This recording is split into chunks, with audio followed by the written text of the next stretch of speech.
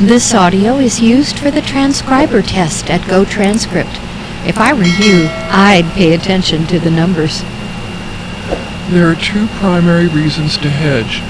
One is to reduce your short-term cash flow volatility. Another is to maximize return on capital for whatever the investor's target level of risk is. Many benefits are achieved if you successfully reduce cash flow volatility. The primary one being that 9 times out of 10, the risk of bankruptcy can be reduced, which not only reduces the cost of borrowing, but also makes lenders more willing to lend you any money to begin with.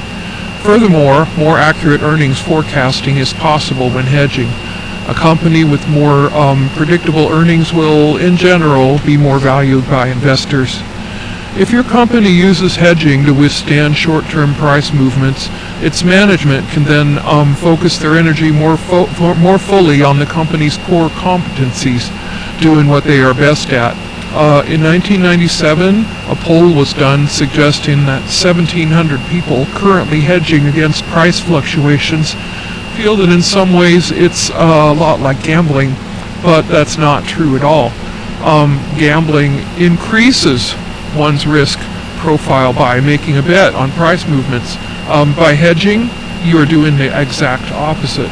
You're reducing the risk profile of your organization, so don't have some preconceived notion that the odds are somehow in your favor. Although some people are willing to ignore market movements and think they're making a safe choice by doing so, they've actually chosen to turn a blind eye to market volatility. So it's not at all a safe choice. Another thing worth mentioning is options. You can think of options as a kind of insurance against the price of a share in a company moving either up or down.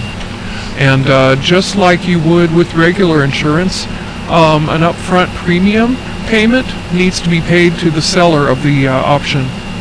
Though it's important to remember that an option gives you the option, hence the name, but not the obligation to buy or sell a share at a set price in the future. Options can be priced using a variety of different mathematical models, the Black-Scholes being the most common one. This model uses several assumptions about market behavior when pricing an option. For example, the ability to continuously hedge an option position. Even though this assumption makes sense in theory, it's not that realistic in a real-world scenario. However, it's still one of the most popular models used by traders, even Trader Joe. Its frequent use largely explained in that it provides a quick closed-form solution. Other methods of pricing options, such as Monte Carlo simulations, require you to test 1 million of possible different scenarios.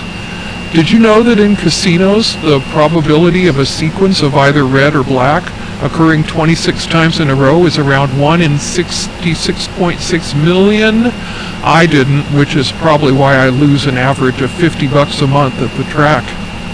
If you're a trader carrying a plethora of different options in your portfolio, Monte Carlo or Santa Anita simulations could require enormous brute force computing power to carry out, which in a lot of cases takes more time than is reasonable for you to spare.